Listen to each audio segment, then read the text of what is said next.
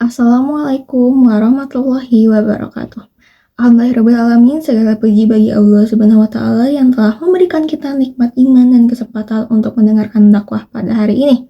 Salawat serta salam semoga selalu tercurahkan kepada junjungan kita Nabi Muhammad SAW beserta keluarga, sahabat, dan umatnya hingga akhir zaman.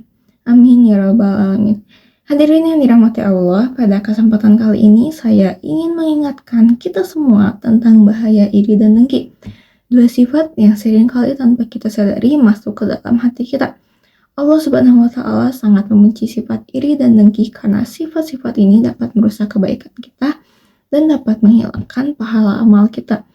Allah berfirman dalam Quran surat An-Nisa ayat 32 yang berbunyi, A'udzu billahi minasyaitonir rajim. Bismillahirrahmanirrahim. Wala tatamannaw ma faddalallahu bihi ba'dakum ala ba'di.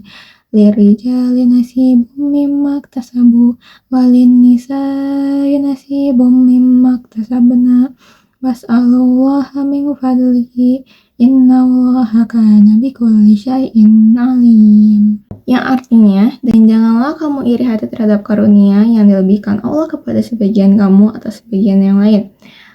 Ini adalah peringatan langsung dari Allah agar kita tidak iri terhadap kelebihan yang orang lain miliki, berupa harta, ilmu, ataupun kedudukan. Iri dan dengki muncul ketika kita merasa tidak senang atas nikmat yang orang lain dapatkan, dan kita menginginkan nikmat tersebut hilang dari mereka. Dalam sebuah hadis, Rasulullah SAW juga bersabda, hindarilah iri hati karena sesungguhnya iri hati itu memakan kebaikan-kebaikan, sebagaimana api memakan kayu bakar. Hadis riwayat Abu Dawud. Artinya, sifat iri ini akan menghancurkan amal kebaikan yang setelah kita buat seolah-olah membakar amal-amal tersebut hingga hangus tak tersisa. Selain itu, peringatan tentang iri dengki juga ada pada Quran Surat Al-Falaq ayat 5 yang berbunyi, Bismillahirrahmanirrahim, wa min syarri hasidin idza hasad, yang artinya, dan dari kejahatan orang yang dengki apabila ia dengki. Hadirin sekalian, mengapa kita harus menjauhi iri dan dengki? Yang pertama, karena sifat ini hanya akan membawa kegelisahan dalam hidup kita. Orang yang iri tidak akan pernah merasa cukup dan tenang. Hatinya selalu dipenuhi dengan ketidakpuasan. Yang kedua, iri dan dengki membuat kita lupa bahwa semua nikmat ini berasal dari Allah. Rezeki setiap orang sudah ditentukan, sudah diatur, sehingga tidak ada gunanya iri terhadap apa yang orang lain miliki.